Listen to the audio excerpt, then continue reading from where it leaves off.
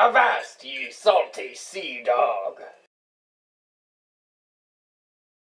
For the sake of safety and efficiency, Inland Seas operates similar to any other commercial or naval vessel with the use of a formal chain of command. This is so persons on board know who is in charge, who to look to for direction, and who to bring any potential issues to the attention of.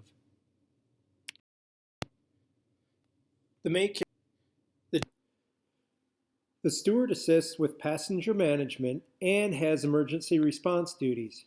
This role may be filled by the cook or the lead if either are certified and drug test participants. The steward is an entry-level position for those who have been trained in certain aspects of emergency response, participate in the Department of Transportation drug testing program, but are still learning the responsibilities of deckhand. The cook is responsible. Some of the Inland Seas onboard personnel are legally considered passengers, but still have ISCA program duties. These are folks who help in running a successful program. They may not be crew rated, which means they do not have any ship operation responsibilities, but occasionally some are crew rated, but do not help on the deck unless needed. Responsible for the planning, purchasing, and preparing of meals for the crew and guests. Rather than thinking of our crew as a top-down pecking order, I like to think of our crew as a crew. Be engaged. What we're doing is interesting and it serves a good purpose, so we want to be here. Create good habits for when it counts. If you wait until severe circumstances to try to do it right, you're probably going to get it wrong. We do things a certain way that might seem silly on a calm, placid day where everything goes as planned, but what we're actually doing, not every day on board is ideal. We sail rain or shine and sometimes snow. We face challenge with a positive can-do attitude and a sense of humor. Even though some days are not so good, we can still be positive, have fun, and lift each other up. It's all about the attitude. Be a team player. The standing orders are the ground rules that we all need to be aware of and only change under the consent of the captain. We all look out for each other and help. That's how you become a member of the Inland Seas community. Teach others, share the wealth. As crew, you are the eyes and the ears of the ship, and you have a legal responsibility to provide your undivided attention. As lookout, you want to make sure you bring to the attention of the officer of the watch, that is the person in charge of navigating the vessel, anything on the water that could be a potential risk. The sooner you report, the easier it will be to respond or maneuver safely. Examples of things that you would report would be other vessels, paddle boarders or kayakers, debris such as logs or branches floating in the water. You want to make sure the officer of the watch knows what and where it is that you're reporting. Be as specific as you need to be to relay the information. During daylight hours, we use agreed upon hand signals to represent what item we are reporting. We all know the better. This is an example of a method you would use for relaying information to the officer of the watch when reporting something out on the water. Team will be. Please make sure. Even though the captain spends a lot of time steering the vessel, a crew member or even a student can steer the vessel at a given time.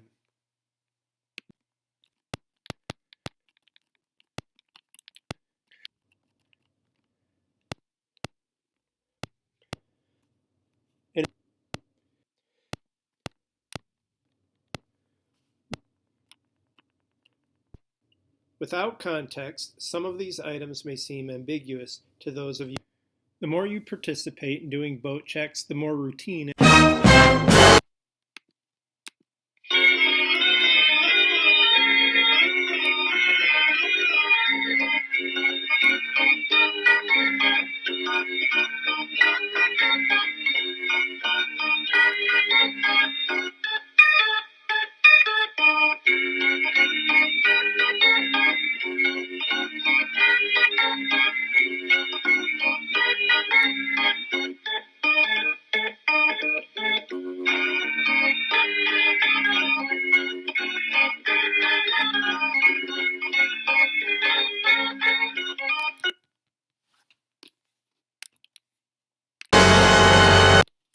The following group of slides give a summary of a typical sail aboard inland seas.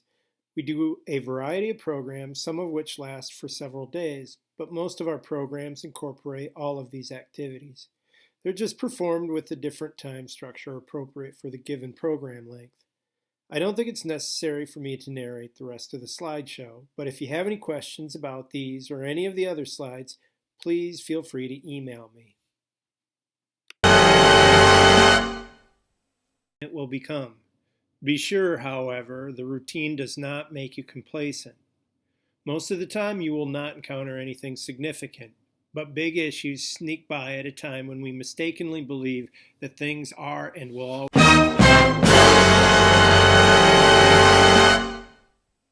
always be normal.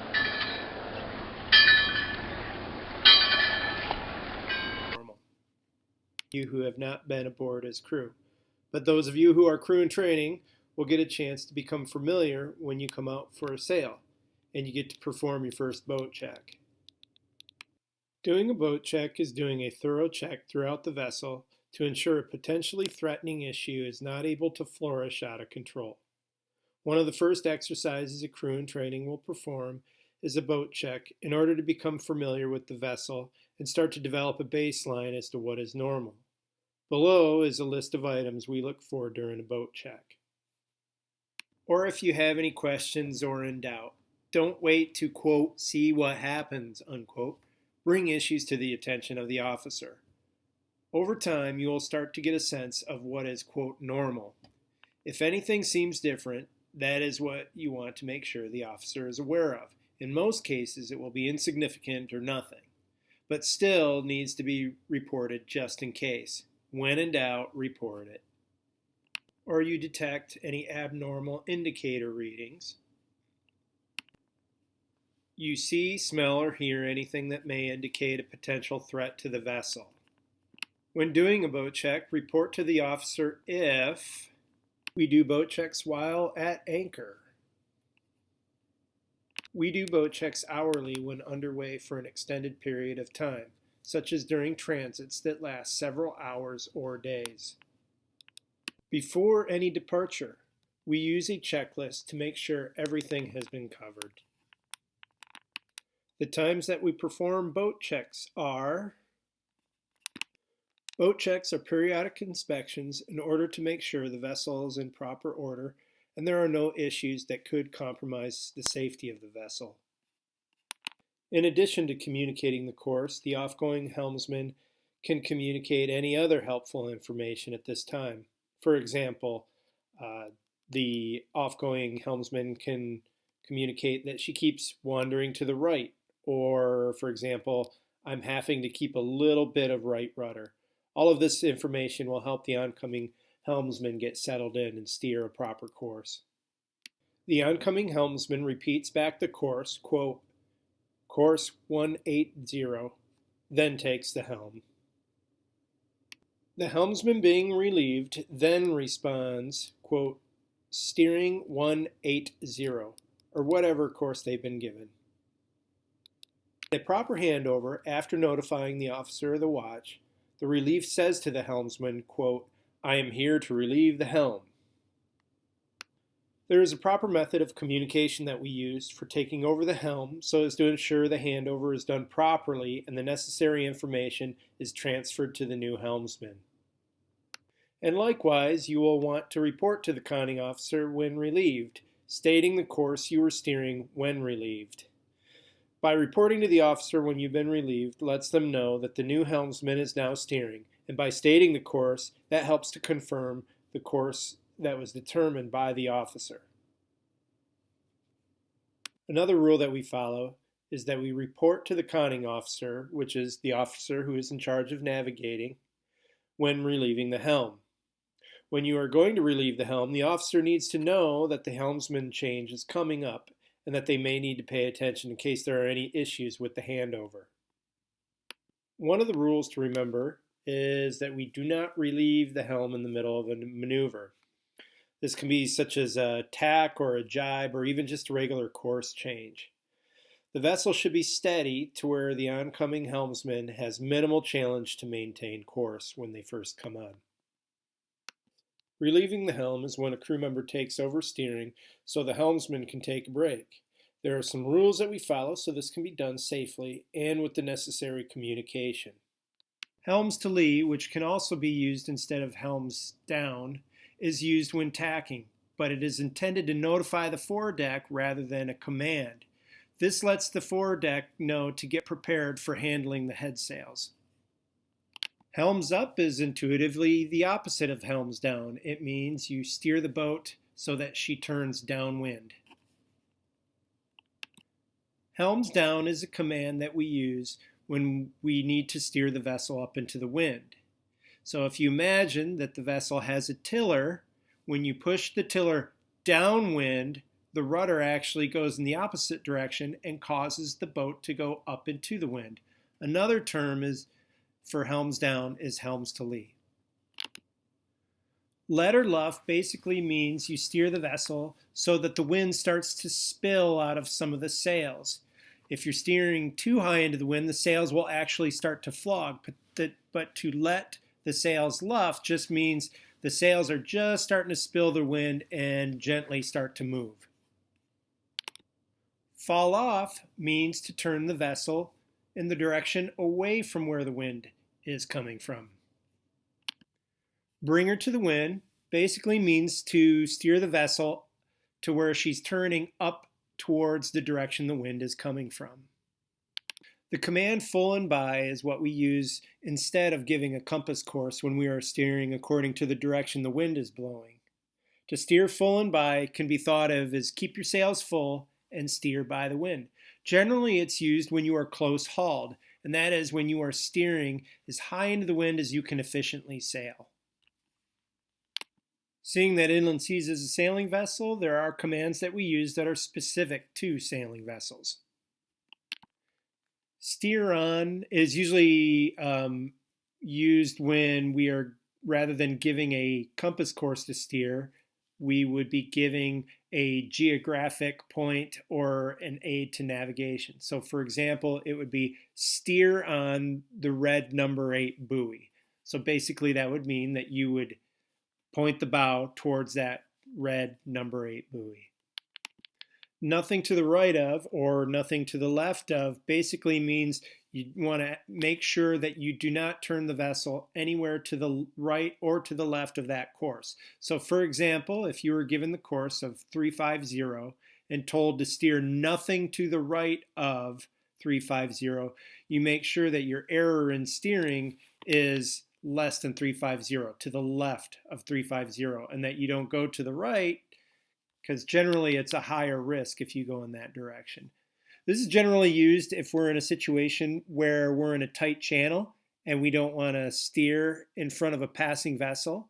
It can also be in a situation where we are running the risk of jibing, and if we go too far to the right or to the left, it puts us in danger of having an accidental jibe. How's your rudder is simply how is she steering? Is she being difficult to keep on course? Is she wanting to turn to the right to starboard or to the left to port? To mark your head means to call out to the officer the actual heading that the compass is at the time that the officer requested you to mark your head. It is not the course that you were given to steer, but the actual direction in which the boat is pointed. Shift your rudder means you move the rudder so that it's the same angle but on the other side. So for example, if you were hard left rudder and you receive the command shift your rudder, that means to turn the rudder to hard right. Meet her is a command that's used usually in the middle of a turn. So when the boat is turning, we say that she is, quote, swinging. So when you say meet her, that means to arrest the swing and steady up on the course. Rudder amidships just means that you bring the rudder right back to being straight in line with the keel. Hard right or hard left rudder just simply means that you move the wheel so that the rudder goes all the way to its stop and will not go any further in that direction. Steady as you go is simply hold this course. Come right or come left to is usually used when giving a course change. So for example, it would be if you were steering 300 and you were told to come right to 350. Mind your helm. This is short for pay attention to your steering. It is usually uttered by the officer when it seems like the helmsman is getting off course due to distraction. When repeating or giving a compass course, each single digit number is pronounced when compass course is spoken. So for example, 150 is pronounced 150 instead of 150. And that is because 150 can be mistaken for 115 if it's windy or other types of ambient noise. So that's why we pronounce each individual digit. Helmsman shall inform the officer when the command was executed, and the conning officer shall respond very well. So for example, if the officer says steer right to 350, the helmsman repeats steer right to 350. And then once the vessel comes up and is steering on 350, the helmsman again repeats right at 350. And then the officer responds with very well. For the purpose of clear communication, the helm commands shall be repeated back to the officer verbatim. Helm command should be given only by the conning officer. This is the officer of the watch, which is usually the captain or the mate. On board inland seas, we use helm commands that are universally recognized throughout the maritime industry. This helps with clear communication when steering the vessel. It is up to the helmsman to keep the vessel on a given course. Steering the vessel on her course takes some practice, but the helmsman should be attentive to trying to steer a true course. The helmsman will steer a course using the compass, geographic reference, navigation aid, or the direction of the wind. The course should be made clear by the officer. If not, it is up to the helmsman to ask for clarity. Steering is always done under the direction of the officer of the deck, which is the mate or the captain. The officer of the watch gives the helm orders. The idea is that they are the one doing the navigation and know the rules of the road, therefore know how to respond appropriately. They are also the one who is legally accountable for any damage caused by the vessel.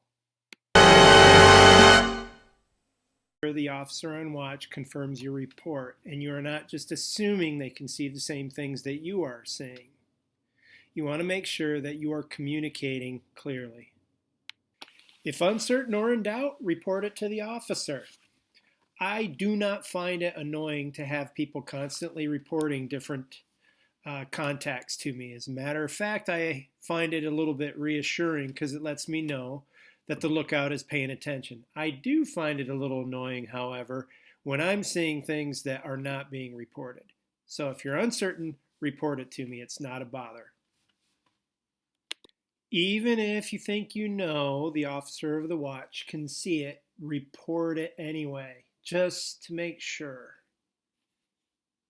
Please, please, please remember to report sightings to the officer, not to the helmsman. The reason being is that legally the helmsman is working under direction of the officer. So the officer is telling the helmsman where to steer. So the attention of the sighting needs to be brought to the officer so they can give the appropriate direction to the helmsman. Just like I said before, bow lookouts are responsible for detecting by sight and or by sound other vessels, navigation aids, obstructions in the water, lights, or any other sightings. Is training ourselves to react effectively when things become unpredictable. Be attentive. There's always something going on. Try not to miss it. True code of conduct helps to create a positive culture of safety on board. It's a team where we all have a role to fulfill. We all communicate to each other so as to work together, and we all look out for each other. The cook also acts as a deckhand as needed. usually when leaving or entering a dock, and other times when we are sailing short-handed. The deckhand assists the mate with all facets of shipboard operation, including safety, maintenance, sailing, navigation, watchkeeping, and any other needed tasks. Basically, the deckhands are the extra set of hands for the mate. He carries out the orders of the captain and delegates tasks among the crew. The mate is the captain's representative, and under normal conditions, most orders to the crew will come through the mate. The mate develops the duty rosters and makes watch assignments among the crew. The captain on board has the ultimate responsibility for the safety and welfare of the crew, volunteers, and student passengers. The captain has the big picture and makes the big decisions regarding vessel operations.